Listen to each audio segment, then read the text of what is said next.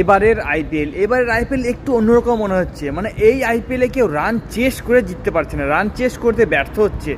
গুজরাট বনাম রাজস্থানের ম্যাচটা দেখতে গেলে গুজরাট কিন্তু 217 রান করেছিল, তারপরে রাজস্থান ব্যাট করতে নেমে শুরুতেই মনে হয়েছিল যেন জিতে যাবে, কিন্তু লাস্টে তারা হারলো, 58 রানে হারলো, অনেক বড় ব্যবধানে হারলো। তারপরে ম্যাচটা দেখতে গেলে পাঞ্জাব বনাম চেন্নাই, পাঞ্জাব কিন্তু 219 রান করেছিল, তারপরে চেন্নাই কিন্তু সেই রান চেস করতে গিয়ে মনে হচ্ছিল চেন্নাই জিতে যাবে, লাস্ট পর্যন্ত মনে হচ্ছিল যে চেন্নাই জিতবে।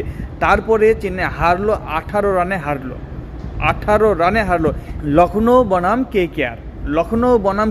ম্যাচটা দেখতে গেলে লখনৌ কিন্তু রান করেছিল 238 রান, সেই রান চেস করতে নেমে কলকাতা মানে জিতেই গেছিল। মানে শুরুতেই মনে হচ্ছিল, শুরু থেকেই কেকেআরের জেতার সম্ভাবনা বেশি ছিল, এবং একসময় মনে হচ্ছিল যেন কেকেআর এই ম্যাচটা আরামসে জিতে যাবে, কিন্তু লাস্টে 4 রানে হারলো কেকেআর। এবং আর একটা ম্যাচ দেখতে গেলে মুম্বাই বনাম ব্যাঙ্গালোর কিন্তু 221 রান করেছিল, সেখানেও সেই 221 রান চেস করতে গিয়ে মুম্বাই কিন্তু এক প্রকার জিতেই গেছিলো, মনে হচ্ছিল যে না ম্যাচটা জিতে যাবে, মনে হচ্ছিল মুম্বাই জিততে কিন্তু মুম্বাই হেরে গেল।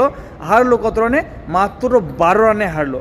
মানে এই যে 4টে ম্যাচ পর আমরা দেখলাম, মানে জিততে হেরে গেল। সত্যি 200-র ওপর রান ছিল এই 4টে ম্যাচে, কিন্তু 200 ওপর রান ছিল, কিন্তু সেই রান চেস করতে হেরে যাচ্ছে।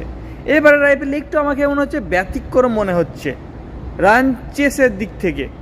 তাই বলছি এই 4টে ম্যাচ তোমরা কে দেখেছো অবশ্যই কমেন্টে জানাবে। আর আজকের এই ম্যাচে গুজরাট বনাম রাজস্থান, এই ম্যাচে কিন্তু সাই সুদর্শন অসাধারণ ব্যাটিং ইনিংস, তার খুব সুন্দর ফর্মে রয়েছে।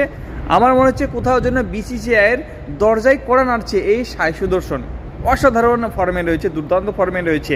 এবং আজকের এই ম্যাচে প্রসিদ্ধ কৃষ্ণা তিনি কিন্তু 3টে উইকেট নিয়েছে, এবং সিরাজও কিন্তু একটা উইকেট নিয়েছে,